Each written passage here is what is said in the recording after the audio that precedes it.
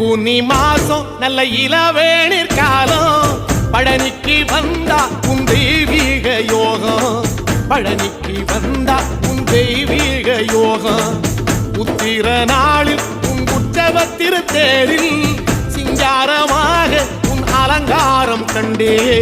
அலங்காரம் காண நான் ஆனந்தமானே கைலாசன் மகராசா உன் வாசல் வந்தேனே குளிரான பன்னீரால் அபிஷேகம் கண்டேனே